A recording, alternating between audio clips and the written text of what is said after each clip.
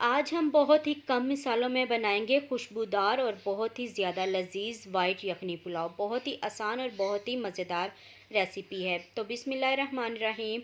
यहाँ पे हमने एक प्रेशर कुकर ले लिया है। इसके अंदर 1 कप ऑयल डाल देंगे। ऑयल डालने के बाद इसमें 2 मीडियम साइज़ के कटे हुए प्याज और 4 अदद टमाटर डालेंगे। अब इसमें हमने लहसुन के जवे डाल देने हैं 17 से 18 और अच्छी तरह से इसे सॉफ्ट होने तक पकाएंगे। आप लहसुन का पेस्ट बनाकर भी इसमें डाल सकते हैं।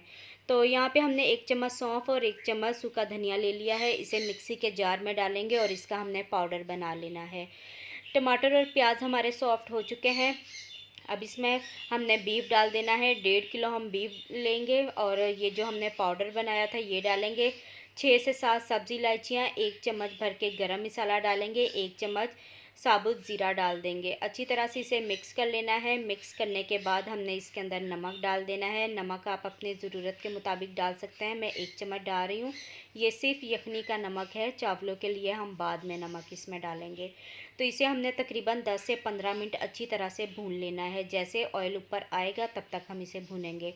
तो देखें गोश्त को मैंने अच्छी तरह से भून लिया है। ऑयल अच्छी तरह से ऊपर आ चुका है।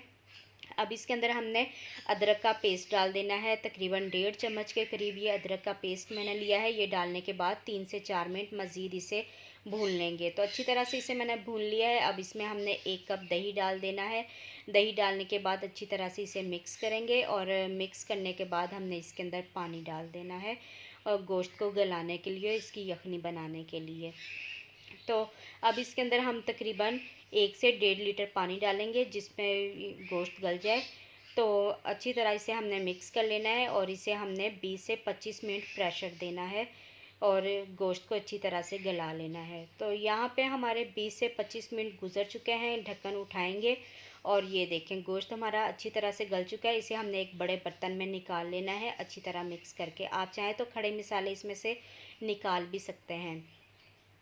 तो अब इसे हमने क्या करना है, हैंड मैशर ले लें आप, उसके साथ अच्छी तरह से इसे मिक्स करें। जो हमने इसमें टमाटर, प्याज और लहसुन डाला था वो सारी चीज़ें इसके अंदर अच्छी तरह से घुल जाए। तो बड़े बर्तन में मैंने इसे निकाल लिया। अब इसमें कटी हुई सब्ज़ मिर्चें डालेंगे। आप चाहें तो साबित सब्ज़ मिर्च भी डाल सकते हैं। और अब इसमें हमने 2 गिलास मज़ीद पानी डाल देना है। 1 किलो हम इसमें चावल डाल देंगे। अच्छी तरह से इसे मिक्स कर लेना है। मिक्स करने के बाद फिर हम इसमें नमक डालेंगे। पहले हमने यखनी का नमक डाला था, अब चावलों का नमक डालेंगे। तो आप अपनी ज़रूरत के मुताबिक इसमें नमक डाल सकते हैं। अच्छी तरह से मिक्स करने के बाद इसे कवर करके पकाएंगे जब तक कि सारा पानी खुश्क नहीं हो जाता। तो यहाँ पर चावलों का सारा पानी खुश्क हो चुका है। अच्छी तरह से हमने इसे मिक्स कर लेना है और मिक्स करने के बाद हम इसे दम लगा देंगे। तो अच्छी तरह से मैंने इसे मिक्स कर लिया है। अब एक रुमाल ले लेंगे। रुमाल, अगर तो आपके चावल ज़्यादा कच्चे हैं तो आप उसे गीला करके दम दें। अगर बहुत ज़्यादा कच्चे नहीं हैं तो आप खुश्क रुमाल देकर इसे दम दे सकते हैं। तो मैं यहाँ पे खुश्क रुमाल का इस्तेमाल कर रही हूँ। 15 मिनट का हम इसे दम देंगे। तो 15 मिनट गुजर चुके हैं। चावलों को बहुत अच्छे तरीके से दम आ चुका है। एक बार अच्छी तरह से हमने इसे मिक्स कर लेना है। मिक्स करने के बाद मैं इसे डिश आउट करके इसका फ़ाइनल लुक आपको दिखा देती हूँ। तो देखिए माशाल्लाह से बहुत ही ज़बरदस्त हमारा वाइट यखनी पुलाव बनकर तैयार हो चुका है। तो उम्मीद करती हूँ कि आपको आज की रेसिपी अच्छी लगी होगी। वीडियो अच्छी लगे तो वीडियो को लाइक करें, शेयर करें। चैनल पर न्यू है तो चैनल को सब्सक्राइब करें। Thanks for watching. अल्लाह हाफिज़।